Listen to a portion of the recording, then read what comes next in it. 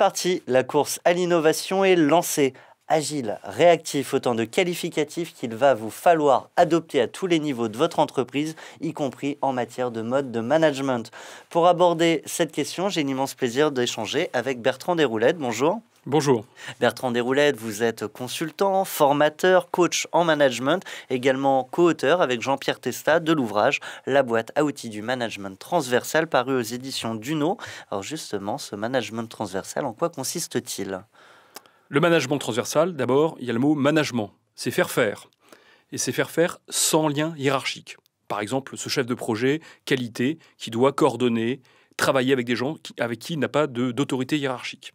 Si je comprends bien, c'est quand même assez proche de ce qu'on peut observer aujourd'hui dans les startups où d'un service à l'autre, on échange et on collabore sur des projets. Oui, bien sûr. Et c'est un jeu de mouvement. Les startups, les entreprises, c'est aussi un jeu de mouvement. Mais les grosses entreprises devraient beaucoup s'inspirer des startups, car il y a une nécessité de coordonner rapidement pour être innovant, pour être impactant.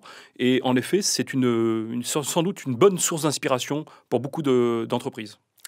Si je comprends bien, du coup, on est amené à manager des gens, vous l'avez dit, sans lien hiérarchique. Est-ce que parfois, c'est pas quand même un gros casse-tête ? Bien sûr, souvent les questions qui me sont posées, c'est comment convaincre, comment fédérer, comment motiver des acteurs qui ne sont happés par d'autres priorités. Oui, ça, c'est vrai que c'est un casse-tête. Après, le mot qui me vient à l'esprit, c'est le mot confiance. Créer de la confiance. Créer de la confiance pour favoriser cette coopération qui n'est pas forcément naturelle au départ, et ça va nécessiter, au départ, pas forcément de vouloir convaincre, mais de faire comprendre les enjeux de sa mission, et ensuite convaincre. Et on convainc comment ? On intègre les gens avec une vision ? Comment ça marche ? Déjà, on va les rencontrer. Souvent, je m'aperçois dans mon métier que beaucoup de gens ne se connaissent pas. Beaucoup de métiers ne se connaissent pas, parlent pas le même langage, n'ont pas les mêmes rituels, n'ont pas les mêmes codes. Donc déjà, il y a un enjeu vraiment de connaissance mutuelle. Ça va favoriser sans doute la coopération. Ça va favoriser aussi l'échange d'informations, l'échange de données, l'échange d'idées. Ça va être important en effet. On risque quoi à pas adopter ce mode de management ?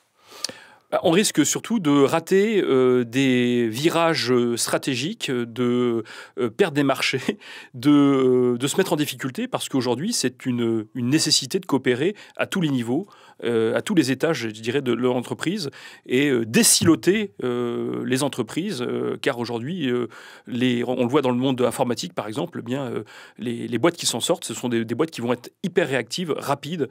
On a beaucoup d'exemples en ce moment qui viennent des États-Unis, mais pas seulement, en France aussi. Bertrand Déroulède, un grand merci à vous d'être venu coopérer pour nous faire comprendre le management transversal. À très bientôt sur notre antenne. Et quant à vous, chers auditeurs, on se retrouve très prochainement pour nos chroniques experts. À très bientôt.